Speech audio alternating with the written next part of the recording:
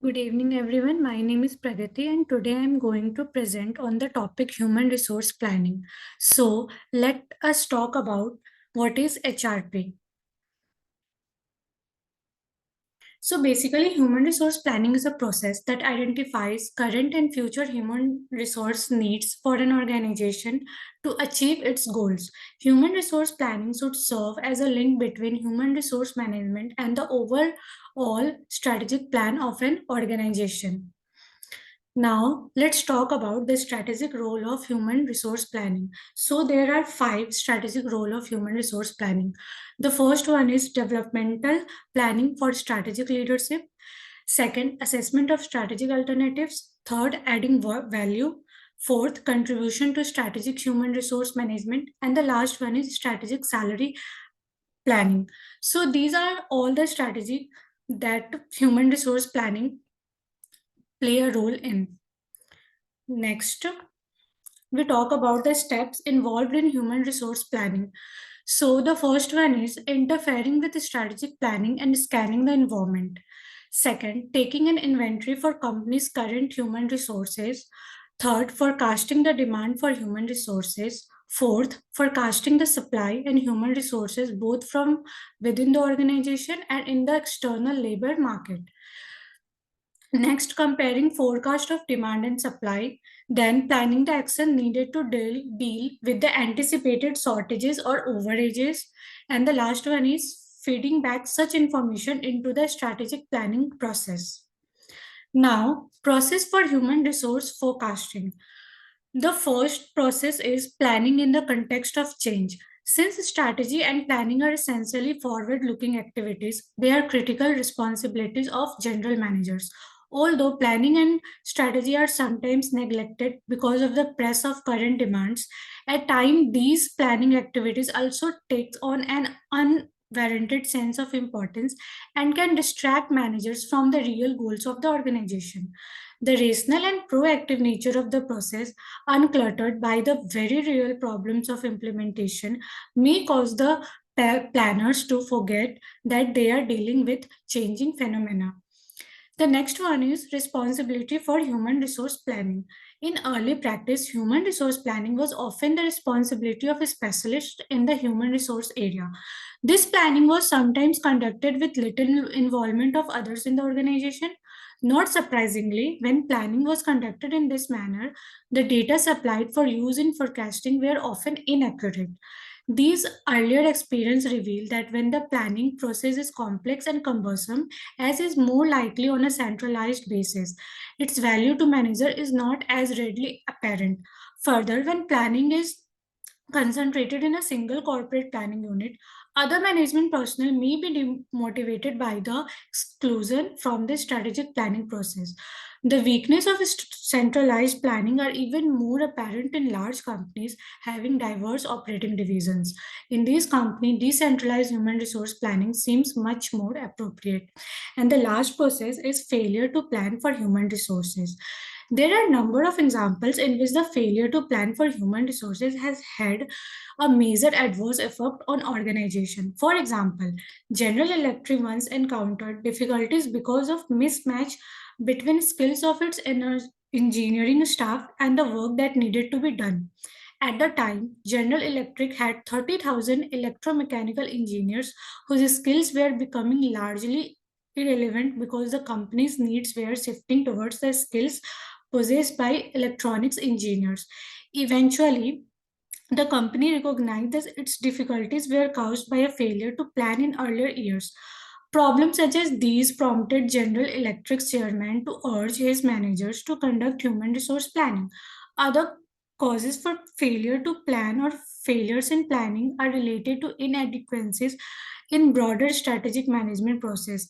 A survey has indicated that the most common problem in human resource planning is a lack of precision in business operating plans.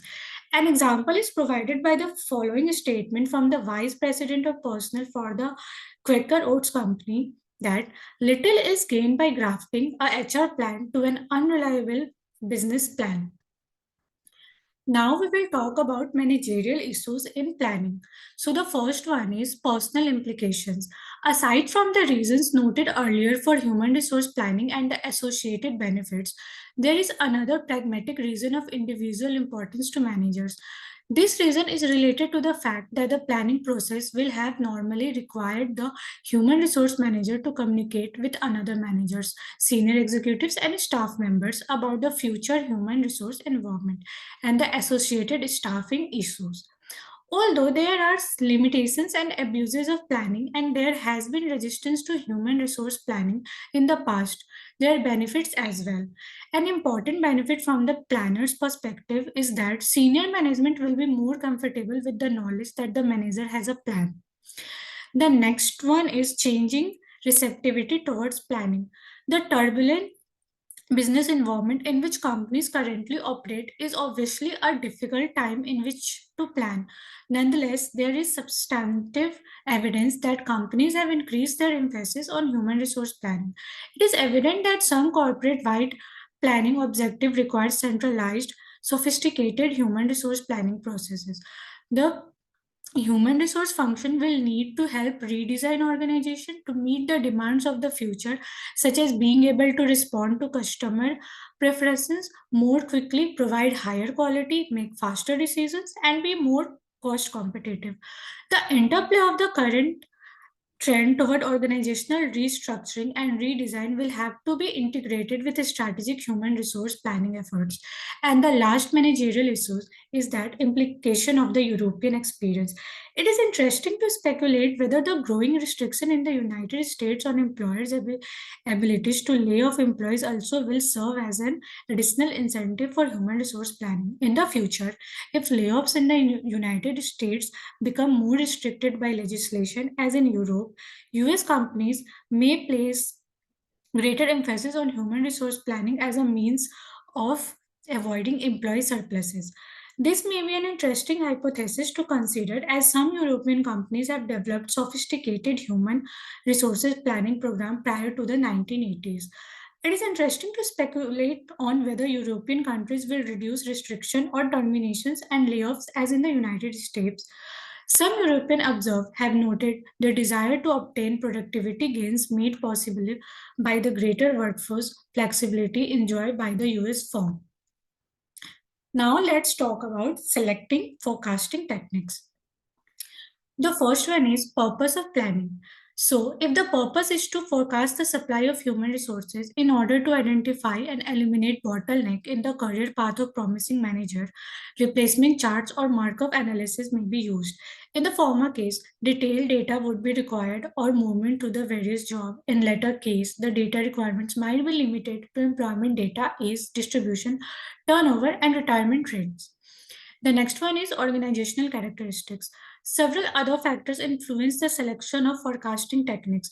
One such factor is the size of the organization. For example, minimum number of incumbents in the various positions are necessary to develop reliable probabilities of transitions from one position to another. Another factor in selection of forecasting techniques is the complexity of the organization. With greater complexity, there are more differences in model parameters and fewer common assumptions that can be applied. Further, another factor is that with longer range forecasting horizons, there is a tendency to use more sophisticated forecasting techniques. The next one is industry characteristics. The type of industry also affects technique utilization, as companies in regulated industry tend to use more sophisticated forecasting techniques. These industries are normally subject to less change, and as a result, forecast can be quite accurate. Not surprisingly, forecast in utilities, insurance company, and railroads have often been highly accurate. This accuracy could be contrasted with an industry such as high fashion women's clothing, in which forecast can be off by a wide order of magnitude. The fourth one is environmental turbulence. Some general trends in the use of various human resource forecasting techniques are also evident. A survey of forecasting techniques by Quinn Mills indicates that the most prevalently employed techniques are relatively unsophisticated ones that can be readily understood and used by line managers. The last one is other consideration. The sheer number of forecasting techniques also can pose problems for those who must take decision on which techniques to use. Several factors should be considered in making the decisions, including the time horizon, level of technical or mathematical sophisticated required of the forecaster, cost, whether appropriate data are availability, the stability of the data on which forecast will based, and level of detailed data required. Other factors include accuracy, whether the technique is effective at identifying turning point, whether the forecast output includes a measure of central tendency, and an indication of the breadth of potential outcomes. Now, let's understand forecasting the supply of human resources. So, there we are using here the five different forecasting. The first one is replacement charts. Replacement charts describe a company's organizational structure in terms of individual occupying various managerial and professional positions. Succession planning, although similar to replacement planning and the use of replacement charts, succession planning tends to be directed toward a longer range time horizon and is more focused on development. It is also more concerned with the development of pools of potential replacement as opposed to individuals. The third one is Markov analysis. In the past, some researchers observed that the companies tended to have greater expertise and place greater emphasis on forecasting the demand for human resources than for the supply. However, the application of Markov analysis to human resources forecasting changed the situation by providing a practical and versatile technique for forecasting internal supply. As such, the techniques can serve the strategic purpose of evaluating the availability of human resources required for different strategies. The next one is renewal model. Another category of human resources forecasting technique consists of renewal models.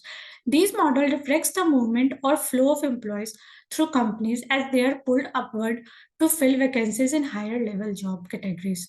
An advantage of renewal models is that they involve mathematical and are really understood by managers. The last one is utilization of supply forecasting techniques. It is sometimes stated that computer simulation are the most useful forecasting technique for guiding business decisions. Simulation have the advantage of allowing the forecasters to create a number of different future scenarios by altering the values of the simulation parameters. Now, forecasting the demand of human resources. So, the first one is heuristics, rule of thumb, and the Delphi technique. Rules of thumb are simple guidelines that are used to predict demand for human resources.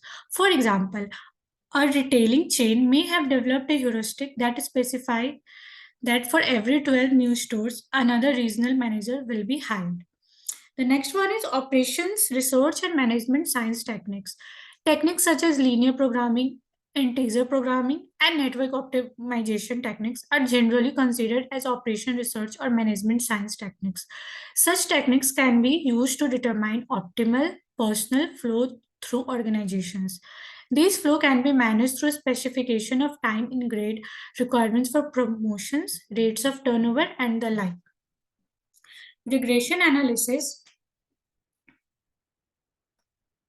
Regression analysis is a robust statistical technique having applicability to forecasting demand for human resources.